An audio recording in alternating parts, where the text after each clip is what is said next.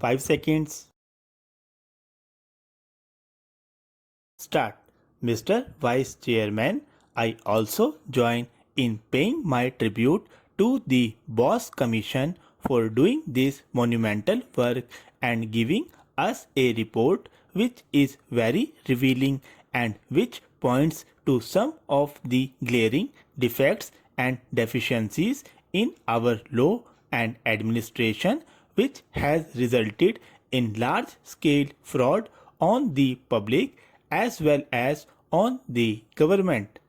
Normally, one might take a cynical view and say that whatever there is a profit motive, people always try to amass as much money as they can through various devices, some legal and some extra legal, in the hope that they might not be caught, and one has to reconcile oneself to such a situation. Unfortunately, we are so situated today that it is not possible for us to take such a cynical view.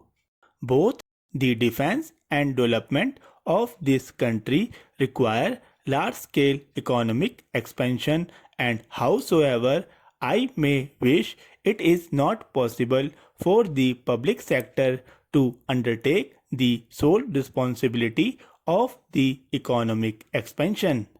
We have therefore to depend upon the private sector, upon the corporate sector for our economic development, and if this sector does not play its part honestly and efficiently, it will not only be a question of moral turpitude of the personal character, but it would spell disaster to the country as a whole. We have therefore to take a very serious view of the defects and deficiencies that have been pointed out in the Commission's report.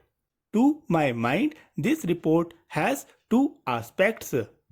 One is to bring to book those who are found responsible or who are found guilty of breaking the law and committing the fraud. I am sorry to say that in this connection, the government has failed in its duty to bring to book the culprits all these years.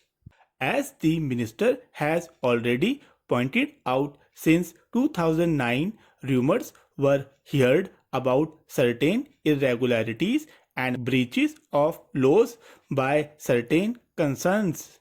A very complicated and long drawn out machinery was put into motion in order to deal with this complaint.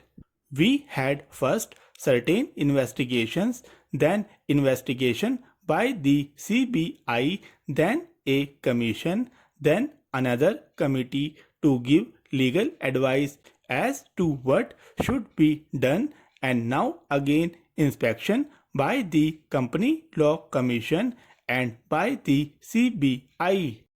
Much precious time has been lost with the result that evidence is not available no matter whatever one might do. It is now quite certain that the guilty will not be brought to book. I am not one of those who would advocate any historic prosecution of any person, whatever be the sentiment in the public. It is the law which has to take its own course, and as far as we, the members of parliament, are concerned, we have only to see that the law does take its course and that the government does discharge its duty.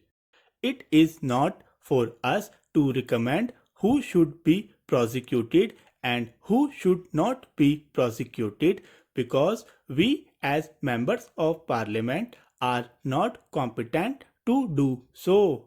But certainly we are entitled to register our sense of sorrow when we learn that the machinery that was put into motion was so complicated and so long drawn out that prima facie it is now likely that all the guilty are not to be brought to book. Here again, it is not just a question of bringing the guilty to book, though that by itself is a very commendable object, and it is the responsibility of the government to do so.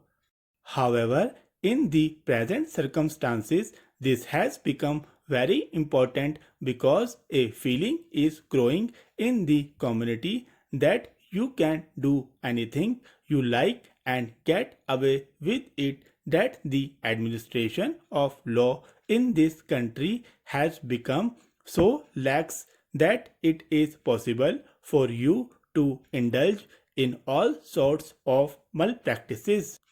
There is no fear of law in the minds of the public, especially in the minds of the business community. I am very sorry to say this.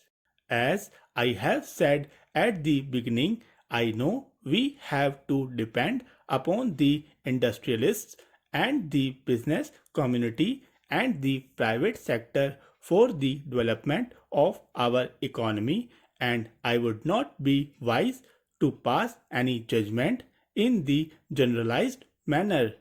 But with all sense of responsibility, I am constrained to say that today, at least in the industrial community and the business community, respect for law has disappeared and a feeling has grown that you go do anything you like as long as you are clever enough to hide what you are doing.